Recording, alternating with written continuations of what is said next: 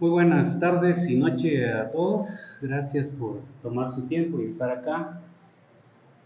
Es una bendición poder disponer de tiempo para el Señor.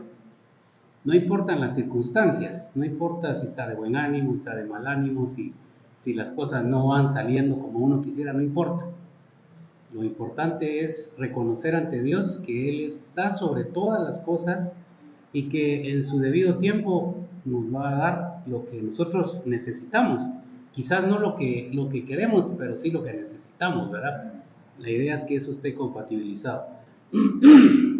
Eh, Queremos dar la bienvenida a tres hermanas que tenemos el día de hoy, de hermana Dora González, Lilian González, Marlene González, Mary Adriana García y el joven Carlos que nos acompaña hoy. Así que bienvenidos y gracias por estar aquí con nosotros. Vamos a pedirle que abramos esta reunión al licenciado Aníbal Molina que nos haga una oración de apertura, por favor. Puede pasar aquí al frente. Bien, hermanos, le damos gracias a Dios por la oportunidad que nos da de estar una vez más en este lugar con el objeto de alabar su santo nombre. Así que pueden cerrar sus ojos y pedirle al Señor lo que ustedes deseen.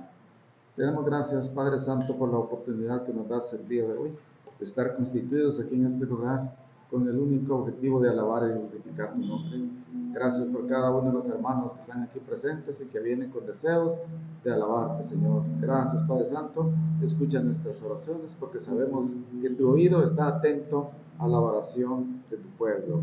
Te amamos, Padre amado, y confiamos en ti. En nombre del Padre, del Hijo y del Espíritu Santo, bendice este servicio. Amén y amén.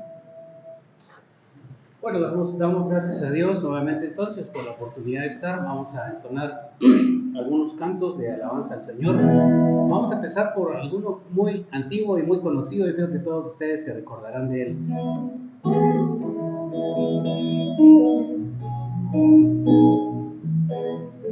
Solo Dios hace al hombre feliz.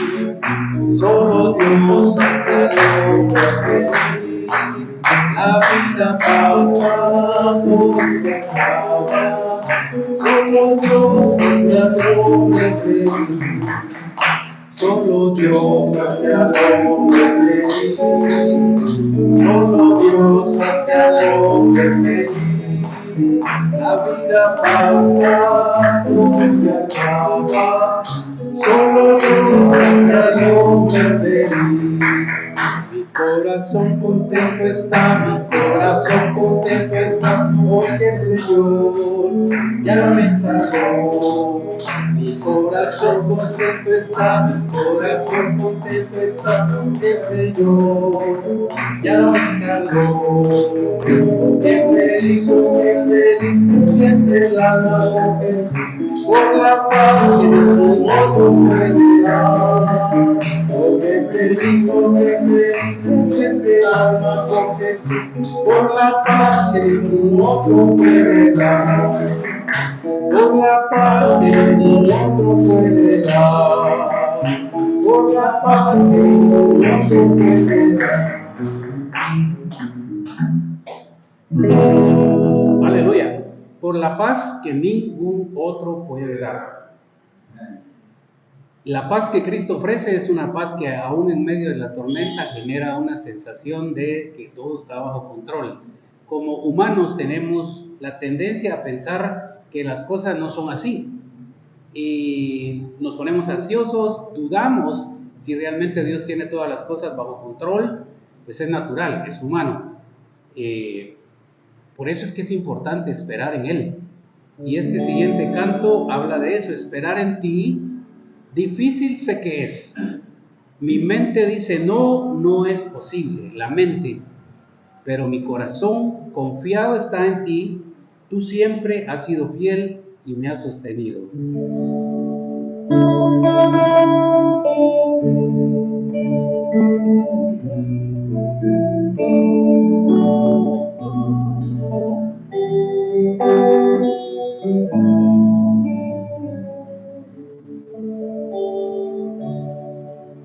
Esperar en ti. Difícil sé que es, mi mente dice no, no es posible, pero mi corazón confiado está en ti. Tú siempre has sido fiel, me has sostenido y esperaré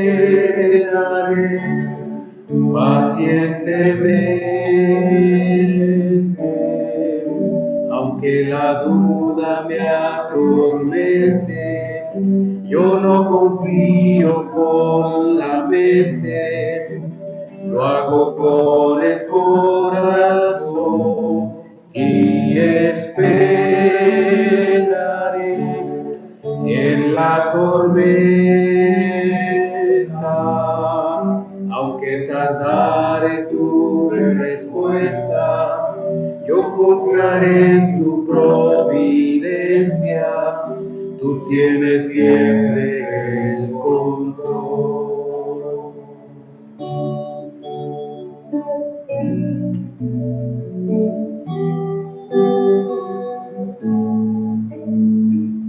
Esperar en ti, difícil sé que es, mi mente dice no, no es posible,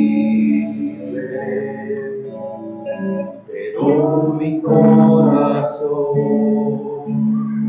confiado está en ti. Siempre has sido fiel, me has sostenido y esperaré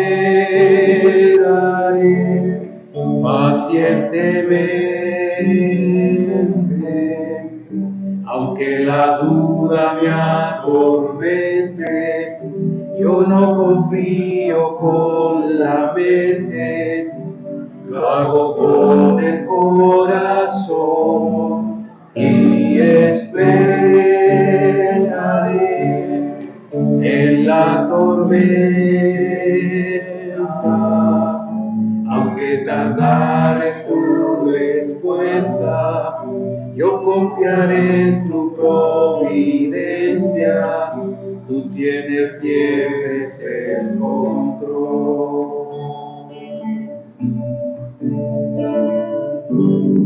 Tú tienes siempre el control. Gracias, Señor Jesús, porque sabemos que tú tienes siempre el control de todas nuestras necesidades. Tú conoces nuestras angustias, tú conoces nuestro corazón, Señor Jesús, y sabes cómo sufre, necesidad, dolor, pero hay esperanza en ti. Sabemos que tú tienes el control y aún en medio de la tormenta tú nos darás paz. Tú nos das esperanza y nos permites, Señor, sobrellevar cada una de las cargas que la vida a veces nos ha impuesto y que tú también has permitido como pruebas para fortalecer nuestra fe. Así es que te alabamos, te bendecimos, te honramos y te glorificamos en esta hora.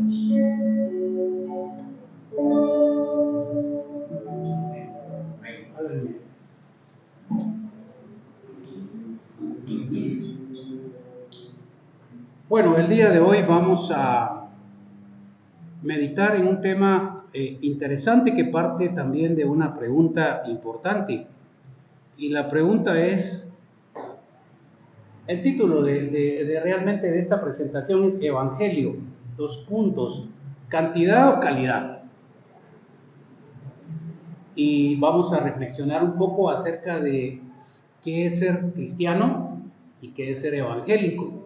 Son 2 cosas que deberían ser complementarias una de la otra, sin embargo vemos que a través de la historia, en la medida en que las buenas nuevas de Cristo se institucionalizaron y fueron absorbidas por una organización, prácticamente perdimos el camino. Vamos a ver, Jesucristo no vino a fundar iglesias, ni a construir iglesias, mucho menos. Jesucristo traía unas buenas noticias, y vamos a ver cuáles de ellas son. Entonces, la siguiente pregunta es, ¿el Evangelio es una religión? ¿Es una propuesta filosófica? ¿Es una costumbre? Hoy en día ya no tan proscrita y no únicamente para aquellos pobres que tienen vicios, que son pobres económicamente, y como fue en los inicios del Evangelio, en muchos lados del mundo era para los drogadictos, para los alcohólicos, para los sufridos, para los desposeídos, etc. Llegó un momento en que ser evangélico parece que es parte de una clase importante, especial en la sociedad, en la medida en que todos decimos, yo tengo mi pediatra, yo tengo mi ginecóloga, yo tengo mi urólogo, yo tengo mi religión, soy evangélico. Y ahora no es vergüenza ser evangélico, ahora parece que es pertenecer a un grupo de alguna manera muy aceptado por la sociedad. Sin embargo, en ese desarrollo del evangelio ha habido tropiezos y ha habido algunos que han contribuido a que el respeto, la admiración hacia esas buenas nuevas se pierda. Y vamos a reflexionar un poco de eso. Entonces puede ser también un modo de vida. Miremos desde el punto de vista del origen de la palabra evangelio, ¿de dónde viene? Viene del griego. Básicamente se pronuncia, se escribe como algunos de ustedes lo pueden ver ahí, es un poco impronunciable para nosotros los latinos, pero se pronuncia como euangelion, que está compuesto por dos partes. Eu, que significa bien o bueno, y angelión, que significa mensaje o noticia, buena noticia. Y veamos el contexto en el que aparece Cristo cuando vino a la tierra.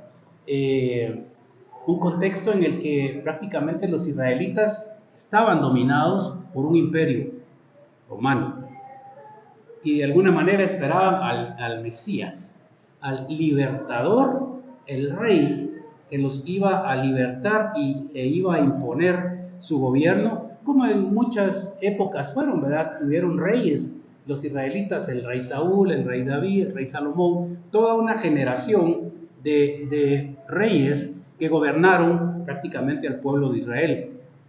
Sin embargo, por su desobediencia, por la negación de la palabra de Dios dada hacia ellos como pueblo escogido, tuvieron que sufrir las consecuencias, porque no sufrimos los seres humanos por castigo de Dios, no sufrimos los seres humanos por mala suerte en la vida, sino que sufrimos porque tomamos decisiones que a veces tienen resultados no correctos o tienen facturas, como le llamamos, que hay que pagar, que son muy pues tristes. ¿Qué dice Mateo 4:23? Es el primer momento en que aparece la palabra evangelio en la Biblia. Y recorría Jesús toda Galilea, enseñando en las sinagogas de ellos y predicando el evangelio del reino y sanando toda enfermedad y toda dolencia en el pueblo. Miren, el cristianismo, más adelante vamos a ver qué es ser cristiano, pero lo que hacía Cristo era predicar una buena nueva, una esperanza acerca del reino que estaba por venir y que estamos esperando hoy en día y que creemos que el fin de todas las cosas ya comenzó. No estamos en señales del fin, sino que ya comenzó el fin, para que ese reino que Cristo nos ofrece en su palabra se haga realidad de acuerdo a como Él lo ha establecido. Pero Cristo predicaba, enseñaba en las sinagogas la ley de Moisés y su aplicación en el ser humano. Por eso Cristo ponía la parábola del buen samaritano, ¿verdad? Como un sacerdote pasó y por muy sacerdote, ahí que te vaya bien, hijo, te va a haber santificado y vámonos. Ahí vemos cómo de alguna manera ya les estaba enseñando a los israelitas que el conocimiento de Dios a través de su palabra tiene que ponerse por obra. No vale solo orar por las necesidades de los demás. Si podemos hacer algo, debemos hacerlo en el nombre de Jesús, porque estamos sembrando buena semilla y porque por cuanto lo hicisteis a uno de estos mis chiquitos, dice su palabra, a mí lo hiciste. Señor, pero ¿cuándo te vimos con sed? ¿Cuándo te vimos con hambre, desnudo? Yo nunca vi a nadie así, no tuve que ayudar a nadie. Pero dice, por cuanto no lo hiciste a uno de estos mis chiquititos, a mí no lo hiciste. Y ayer estaba yo observando, me gusta mucho ver ya no miro las noticias, las famosas noticias de los canales que sabemos que son noticias compuestas para que creamos algo y que no necesariamente es la verdad. Ahora veo otras fuentes y en YouTube usted puede conseguir mucha información alterna que le va dando, digamos, mejor apreciación de lo que pasa en el mundo. Y veía, por ejemplo, la primera sesión que tuvo el presidente actual con la Comusan y hacía una exposición bien interesante, bien documentada acerca de la vergüenza nacional histórica que hemos tenido en un país rico, porque Guatemala es un país rico de naturaleza, de medio ambiente, de trabajo, de producción. ¿Cómo es posible que en este país con tanta riqueza, que es el que produce más Producto Interno Bruto a nivel de Centroamérica, le ganamos a El Salvador, a Costa Rica, a Nicaragua, a Honduras, pero es donde hay más del 50% de los niños en este país tienen desnutrición crónica y alrededor del 35% de nutrición aguda? Entonces, ¿cómo es posible? ¿Dónde está la riqueza? ¿Dónde están las oportunidades para salir adelante? Entonces, de alguna manera, las buenas nuevas es para el necesitado, para el sediento, para el hambriento, para el desnudo, para todo aquel que tiene necesidad de hacer obra la palabra. Por eso Jesús dice, enseñaba, predicaba el evangelio y sanaba toda enfermedad y toda dolencia del pueblo. Miren, esta palabra dolencia da para tanto.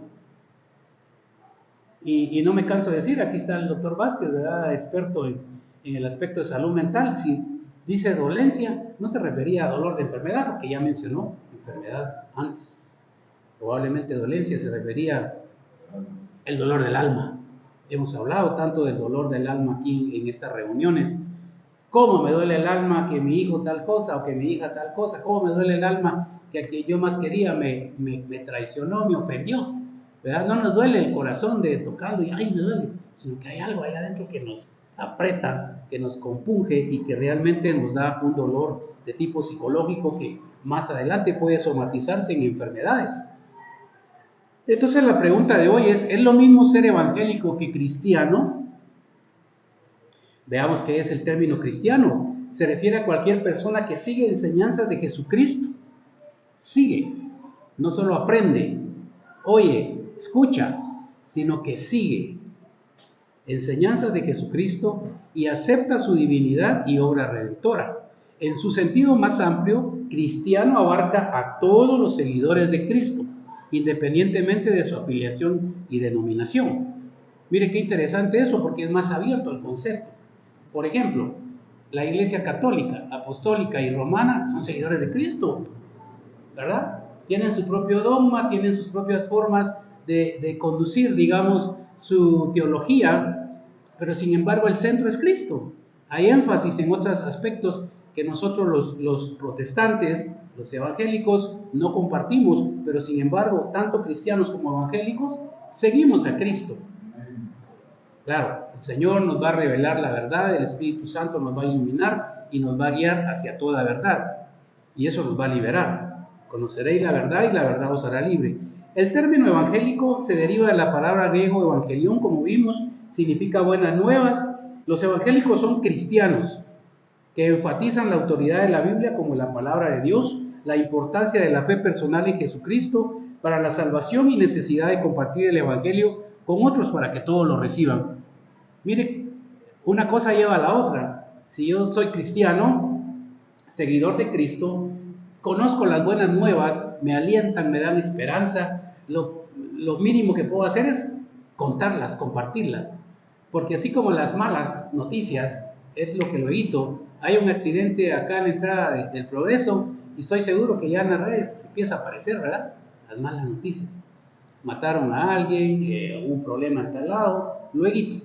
Pero las buenas noticias son escasas, quizás no venden mucho, quizás no llaman la atención. Es nuestra cultura enfocarnos en las malas noticias. Sin embargo, cuando yo soy cristiano, seguidor de Cristo, y opero como Cristo operó, ¿verdad? Enseñando, predicando y sanando enfermedades o dolencias, parte psíquica, parte del alma, prácticamente estoy compartiendo el Evangelio. Compartir el Evangelio no es ponerme a predicar en las calles, en los mercados. Está bien para los que lo hacen, está bien. Pero ¿qué hago yo con mi familia? ¿Qué es lo más cercano? ¿Qué hago yo con mi vecino, con mis compañeros de trabajo? Es decir, ¿cómo les comparto el Evangelio? Si yo los vengo a acusar de pecadores, de corruptos, de todo esto, probablemente no me van a escuchar. Pero si ven lo que yo hago, que es diferente, y aprovecho las oportunidades para darles buenas nuevas, estamos predicando el Evangelio. Mientras que todos los evangélicos son cristianos, no todos los cristianos son evangélicos. Un poquito lo que vimos anteriormente. Los cristianos pueden pertenecer a una variedad de tradiciones denominacionales, como el catolicismo, el ortodoxismo, el anglicanismo, el metodismo, son ramas que hay de esta parte del cristianismo, entre otros, mientras que los evangélicos forman una parte específica dentro del cristianismo con sus propias tradiciones y énfasis teológicos, ¿verdad? En algún momento quizás podamos revisar un poco cómo es que vino el Evangelio a Guatemala, quién lo trajo por primera vez, esas buenas nuevas. Tuvo que haber una primera vez y Mariano Gálvez fue un presidente, uno de los primeros presidentes de Guatemala allá por 1830, fue el primero que trajo 2 misioneros cristianos al país y a partir de ahí hay toda una historia que sería interesante revisar. Entonces la clave en este intríngulis, podríamos decir, en este asunto es qué es la esencia y cuál es la forma. La palabra evangelio se encuentra, como lo vimos, en el Nuevo Testamento, en el libro de Mateo 4:23, y dice, lo vuelvo a leer, y recorría Jesús toda Galilea, enseñando en las sinagogas de ellos, y predicando el evangelio del reino y sanando toda enfermedad y toda dolencia. ¿Qué aspectos fundamentales tiene entonces esa buena noticia, el evangelio? Lo hemos convertido en religión, pero esa es la forma, no la esencia. ¿Cuál es la esencia? El mensaje de salvación. Por cuanto todos pecaron, están destituidos de la gloria de Dios. Porque la paga del pecado es muerte, mas la dádiva de Dios es vida eterna en Cristo Jesús. Esa es la realidad del ser humano. ¿Por qué a veces nos sentimos acusados, tristes, deprimidos? ¿Por qué a veces sentimos que Dios no nos oye? ¿Por qué a veces sentimos que hay algo que no nos permite estar como al 100% de nuestras capacidades en relación con Dios? Es probablemente el pecado. El pecado vino a separar al hombre de Dios. Y el pecado es el que de alguna manera, que es desobediencia, no comerás del fruto de ese árbol. Desobediencia, se ignoró la orden de Dios y hubo conocimiento del bien y del mal. Se corrompió la raza humana. ¿Y hacia qué tendemos actualmente? Hacia el mal, más que el bien. Porque muchas veces, como decía Pablo, hago lo que no quiero y no lo que debo. Es una lucha constante del ser humano. Luego, el otro aspecto de esencia fundamental es la gracia de Dios. Mire, somos pecadores, estamos condenados, pero hay esperanza, hay buenas nuevas. ¿Cuál? La gracia de Dios, que envió a su Hijo unigénito a morir en lugar nuestro para liberarnos y para perdonarnos de todos los pecados. Sea un sacrificio humano. Dios envía a su Hijo, lo encarna en Jesús y Jesús cumple la expiación perfecta. Anteriormente los judíos mataban ovejas, palominos, aves para expiar sus pecados, sus culpas, esparcir la sangre en el altar y de esa manera, de forma, digamos, simbólica, había un sacrificio que expiaba el pecado del pueblo o de la persona que llevaba el sacrificio, pero hubo un sacrificio perfecto, que es el de Dios, y que todos podemos apelar a esa gracia. La gracia de Dios es eso, no por obras para que nadie se gloríe. No me soy salvo porque soy muy devoto o porque soy, digamos, no falto a los servicios de la iglesia o no falto a misa, no falto a las penitencias. No me salvo por eso, porque la salvación es por gracia. El Evangelio resalta que la salvación es un regalo gratuito, otorgado por su gracia y no por méritos humanos. La muerte y resurrección de Jesucristo son la base de esta gracia salvadora. Luego, ¿qué necesitamos para recibir ese regalo? Arrepentimiento. Si yo reconozco que soy pecador, que siempre hago lo malo y no lo bueno, que sé que debo hacer, y me arrepiento, obtengo la gracia. Hay una condición. El Evangelio llama a las personas al arrepentimiento, es decir, a apartarse del pecado y volverse a Dios en fe. El arrepentimiento es un elemento central para recibir el perdón y la salvación. Sin arrepentimiento no hay gracia, no hay salvación. Es importante rendirnos, caer de rodillas y decir, no puedo más, no puedo ser un mejor hombre, no puedo ser una mejor mujer, ya lo hice de cualquier forma y no lo alcanzo. Señor, me arrepiento, dame por gracia la salvación. La fe en Jesucristo es una parte importante de todo cristiano. El que no tiene fe está muerto. El Evangelio enfatiza la importancia de creer en Jesucristo como Señor y Salvador. La fe en Jesús implica confiar en su obra redentora y seguirle como discípulo.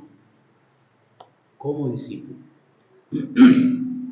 El reino de Dios, que es lo que esperamos que venga a terminar con toda la maldad, con toda la injusticia, con toda la corrupción, con los asesinatos, con violaciones, con maltratos, con todo. Cuando el reino de Dios sea implantado en esta tierra, entonces habrá paz, entonces habrá prácticamente un estado original del ser humano. Dice la Biblia que los corderos podrán estar con los leones, los niños jugar con serpientes. Imagínense, ya no va a haber maldad, ya no va a haber esa muerte ocasionada intencionalmente, sino que va a haber convivencia y armonía. La vida eterna. El Evangelio ofrece la promesa de vida eterna para todos aquellos que creen en Jesucristo. Esta vida eterna no solo se experimenta en el futuro, sino que comienza en el presente como una relación restaurada. Desde ya yo puedo gozar de esa vida eterna porque hace poco publicaba aquel famoso himno de las campanas suenan tristes, ¿verdad? Cuando alguien muere lo canta mucho y están tristes las campanas de este lado, pero el que va al otro lado salvo y que sabe a dónde va a estar por la eternidad, del otro lado las campanas están en una gran fiesta, están recibiendo a una persona más que el Señor ha salvado. La vida eterna entonces ofrece la promesa de vida eterna para todos aquellos que creen en Jesucristo. Ahora, es indudable que el Evangelio ha crecido en el mundo. Si lo vemos junto a los cristianos católicos más los evangélicos, prácticamente el cristianismo es una de las religiones, si no la más grande en el mundo. Es decir, muchas personas en el mundo ya son cristianos, o en el catolicismo, o dentro del protestantismo, con todas sus denominaciones. En África, por ejemplo, en las últimas décadas el cristianismo evangélico ha experimentado un rápido crecimiento, con un aumento significativo en el número de iglesias y congregaciones evangélicas. Países como Nigeria, Ghana, Kenia, Sudáfrica han sido testigos de un crecimiento notable del evangelio. América Latina, nosotros que estamos en este lado, América Latina ha sido testigo de un crecimiento significativo en las últimas décadas, como Brasil, Guatemala, Honduras. Varios otros han visto un aumento en el número de fieles, y remarco aquí número de fieles. Al inicio de la prédica mencioné cantidad o calidad, número de fieles y la proliferación de iglesias evangélicas. En Asia, donde hay mucha religión de tipo hinduista, budismo, islam, domina, aunque las religiones que son estas que dominan, el cristianismo evangélico ha experimentado un crecimiento notable en algunas áreas como Corea del Sur, la India y Filipinas. Y en Europa, el viejo continente, el cristianismo evangélico ha experimentado un crecimiento modesto en algunos países. Y ahí nació. El cristianismo nació ahí. ¿A dónde fue donde fundó iglesias Pablo, hermano Adonías? Toda Europa, Asia y parte de África, ¿verdad? Fundó Pablo las iglesias y prosperó mucho. Donde floreció mucho el primer mundo, por eso se le llama así, toda Europa. Y ahí en 1546, por ahí, nacemos nosotros, los protestantes, con las 95 tesis que Martín Lutero clavó en la Iglesia Católica de Alemania. A partir de ahí, ¿y qué pasó? Si usted va hoy en día a una iglesia católica en Europa, son monumentos, ya no hay misas, ya no hay actividades, se acabó el cristianismo. Empiezan a resurgir movimientos, sobre todo protestantes, en diferentes lados, como pequeñas fogatas que van extendiendo y regresando a Europa hacia la palabra, que tuvieron el privilegio de tenerlo. El cristianismo evangélico en Europa ha tenido un crecimiento modesto, como lo mencionamos, mientras que en otros la tendencia sigue en declive, en membresías a asistencias. Países como Inglaterra, Alemania, Noruega, que fueron las cumbres prácticamente de la expansión del cristianismo, tienen comunidades evangélicas significativas en este momento. De hecho, dentro de este grupo de jóvenes de la iglesia en Guatemala que les comentaba, está el pastor Jorge Morales, que está pastoreando una iglesia en Alemania. O sea, esto es, digamos, un hecho palpable que conocemos personalmente. Ahora, entonces, si ha habido mucha expansión del cristianismo y de los evangélicos, preguntamos, ¿qué impacto ha tenido en la sociedad? La diversidad dentro del evangelismo abarca una amplia gama de creencias teológicas, prácticas eclesiásticas y enfoques culturales. A veces nos detenemos mucho en estos asuntos. Si la mujer debería usar velo al estar en iglesia. Hoy precisamente estaba viendo yo, hay una iglesia muy grande de miles, cristiana evangélica, en algún lugar de Occidente, no voy a mencionar cuál, pero que el apóstol que estaba predicando decía y regañaba a los jóvenes. ¿Cómo es posible, les decía, que ahora ustedes no van a la iglesia con su Biblia bajo el brazo? Sino que ahora no es abra la Biblia, hermano, sino que encienda su celular. Ahí está la Biblia en el celular, la mismita Biblia. Los tiempos han cambiado. Los tiempos han cambiado. Entonces, satanizaba y ponía como pecado leer la Biblia en el celular. Eso no es una costumbre cristiana.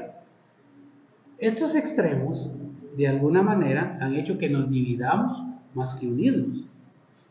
Y hoy también estaba escuchando otra prédica que en ese aspecto sí me gustó mucho, del famoso predicador Dante Gebel, ¿verdad? Y decía, nosotros antes la puerta de la iglesia estaba abierta para el que quisiera.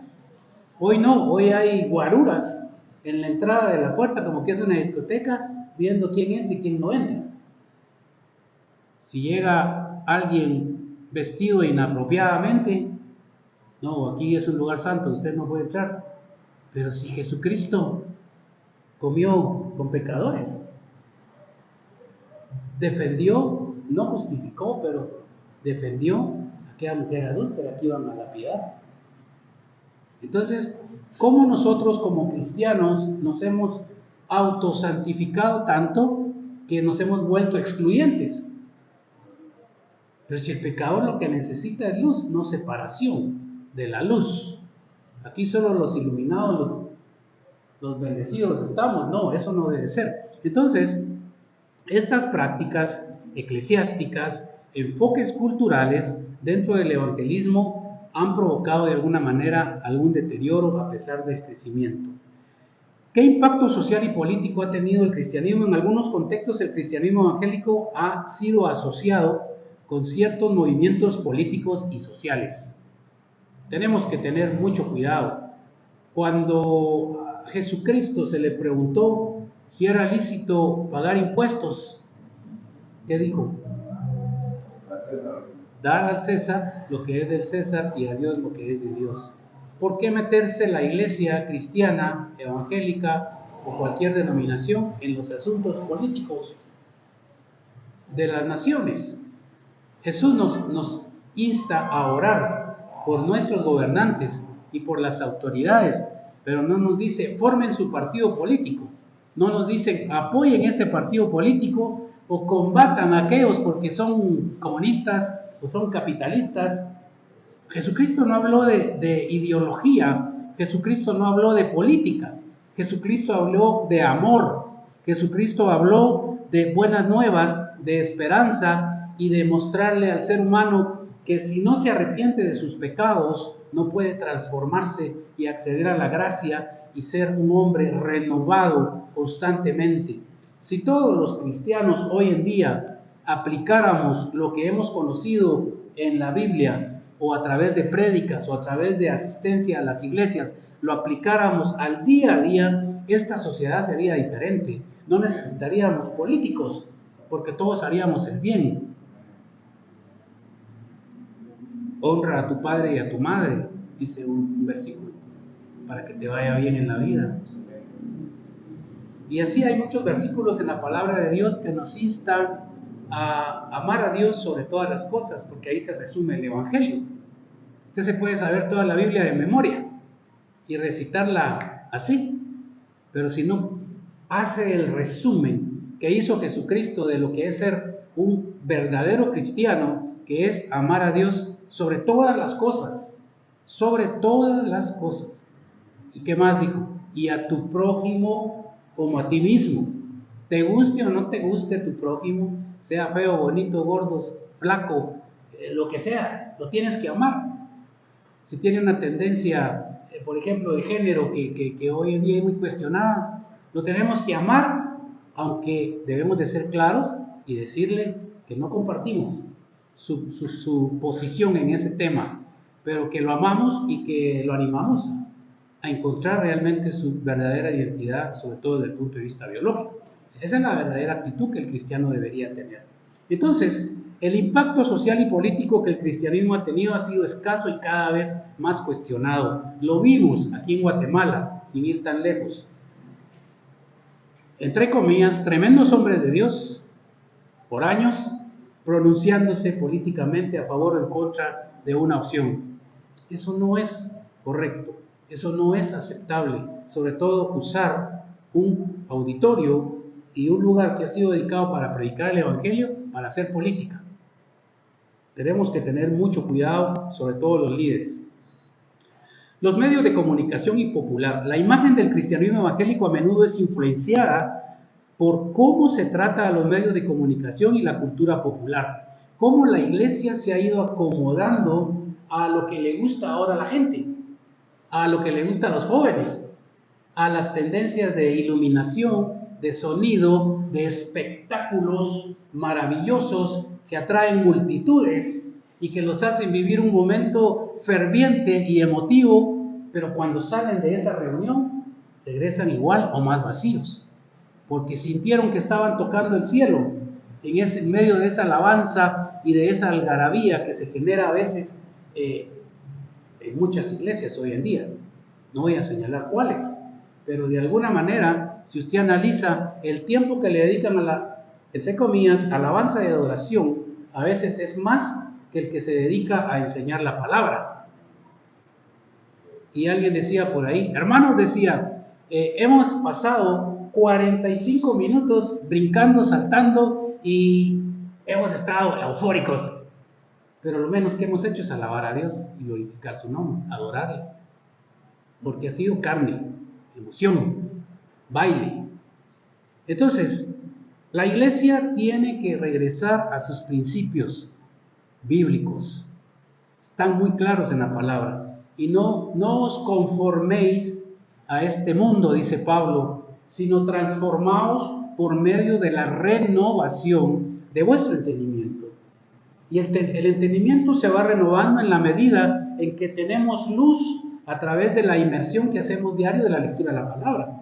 Lo hemos dicho acá, no se quede usted solo con escuchar mensajes, himnos, lea la Biblia todos los días, ore todos los días, porque esa relación diaria con Dios lo va a sacar de su religión, no porque ya no vaya a ser cristiano o evangélico, sino porque entonces entenderá la esencia y la forma, que hablamos un poquito al principio, cómo de alguna manera debemos mejorar más que nuestra religión, nuestra relación de manera personal con Dios. Entonces, renovemos nuestra mente y la Biblia, la palabra de Dios, nos va a ir cambiando estructuras y formas de pensar, porque siempre vamos a estar alumbrados por su palabra.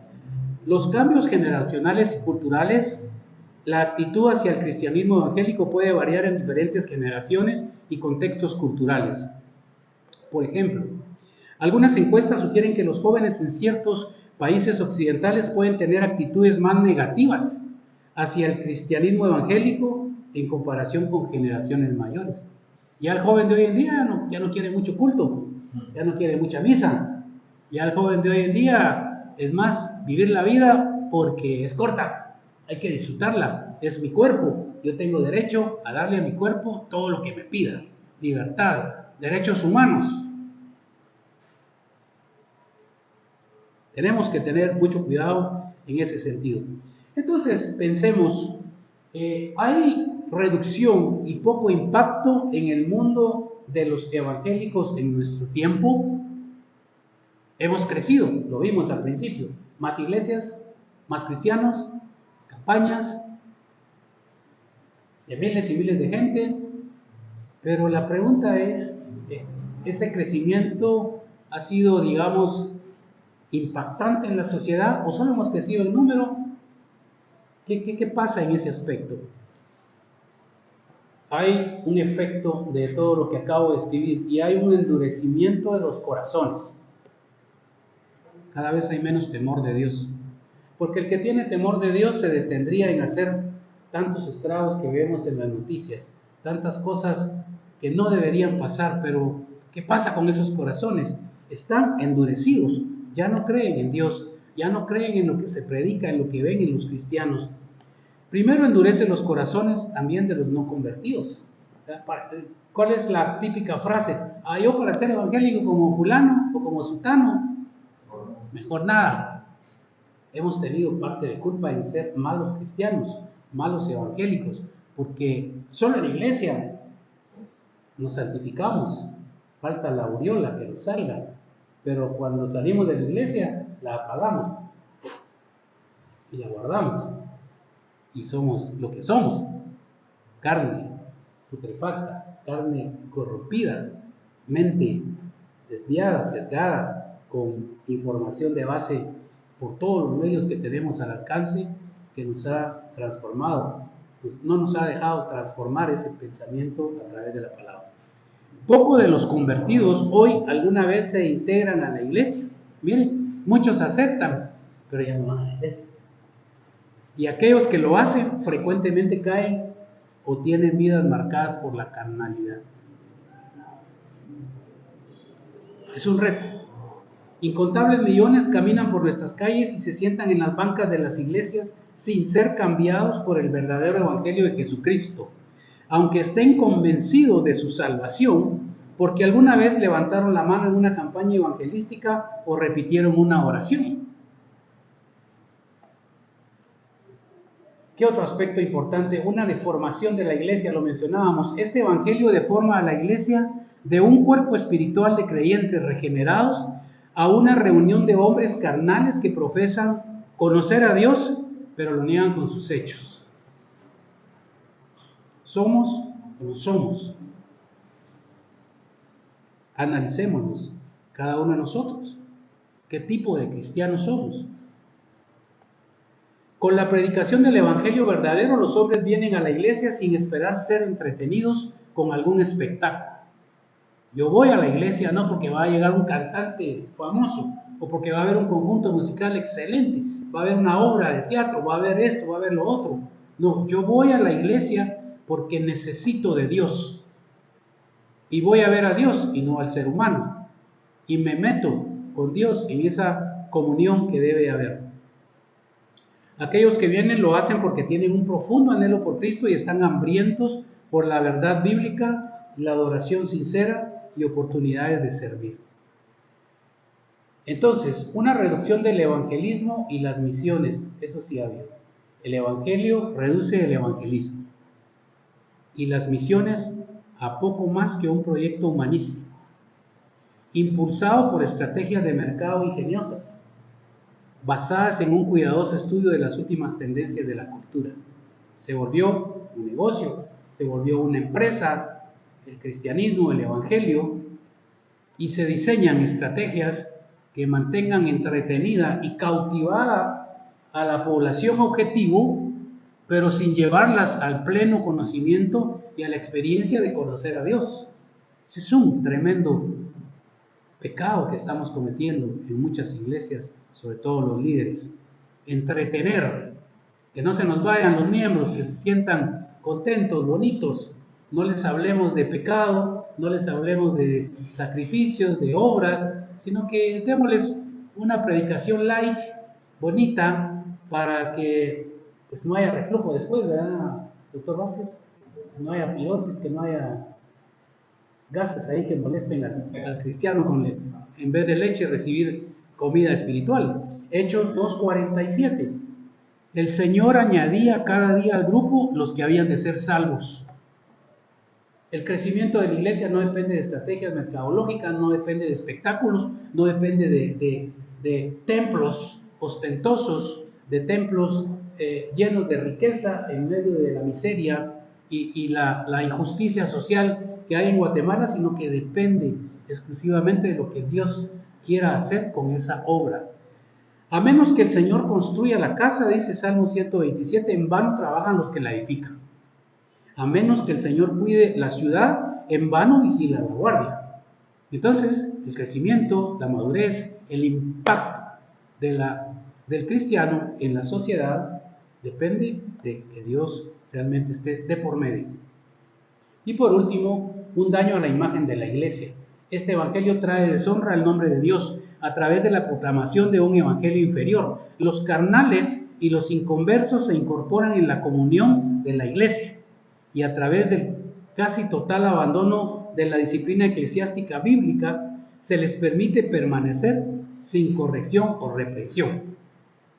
Dejémoslos, hermanos, dejémoslos, no los limitemos, que se expresen como quieran, que sean como quieran, no hay límites, no queremos molestarlos, se nos pueden ir, y esos diezmos y esas ofrendas se pueden ir también, pueden afectar la obra del Señor.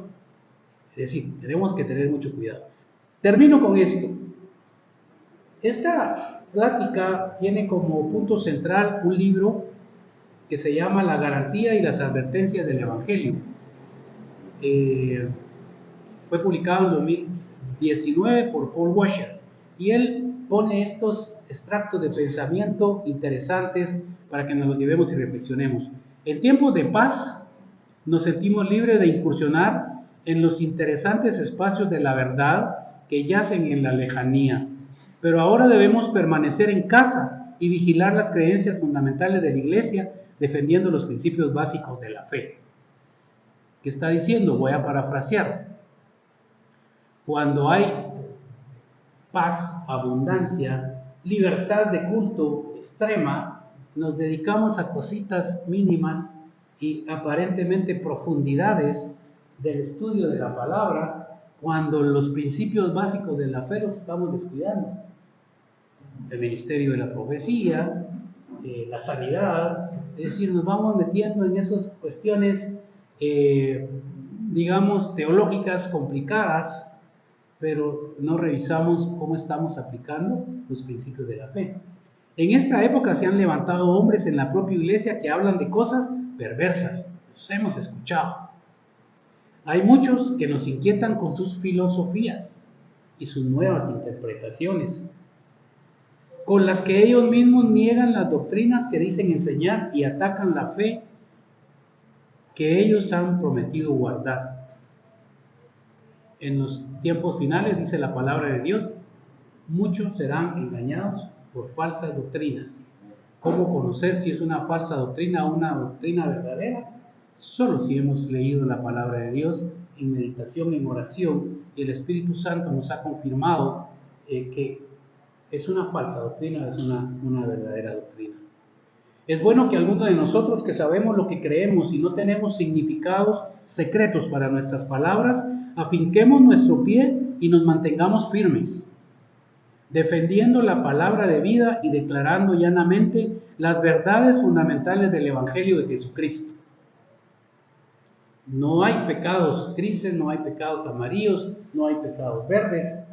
El pecado es pecado, no importa el tamaño, la dimensión. El pecado es pecado y nos aleja de Jesucristo.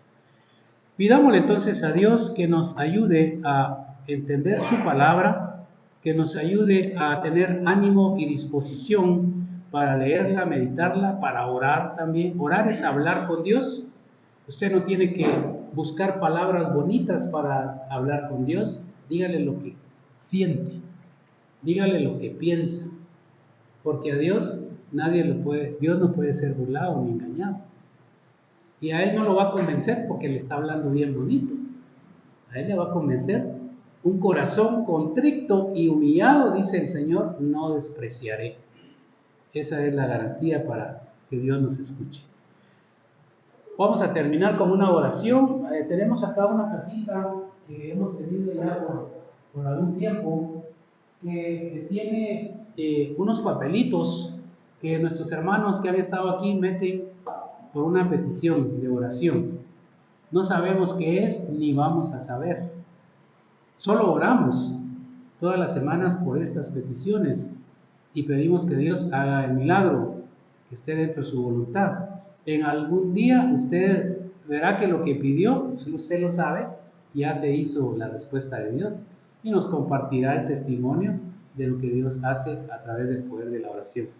Vamos a pedirle al doctor Vázquez que pase acá y que ore por estas peticiones y despida la reunión de hoy en la noche. Oremos. Padre, te damos gracias de los cielos por esta tarde tan linda. Gracias te damos por tu amor, por tu paz, por tu fidelidad. Gracias te damos, Dios, porque nos permites, Señor, compartir y disfrutar contigo esta tarde. Que las peticiones que se han vertido en este momento, Padre, sean, Señor, contestadas, Padre Celestial. Que sean siempre, bendito Padre Salvador, unas peticiones llenas de fe. Que tu palabra dice que cuando pidamos, que tenemos que estar convencidos que tú eres un Dios que existe y que es el galardonador de los que los buscan. Gracias te damos por este momento, por esta tarde tan bonita, y por este programa y por este espacio. Te bendecimos en el nombre de Cristo Jesús. Amén y amén. Muchas gracias a aquellos que estuvieron conectados con nosotros y los invitamos para el próximo miércoles a las 6 de la tarde, siempre acá en Primera Avenida 1-08, zona 1, El Progreso, Jutiapa, y si no, conectarse por esta misma Facebook Live para la bendición de todos. Feliz noche.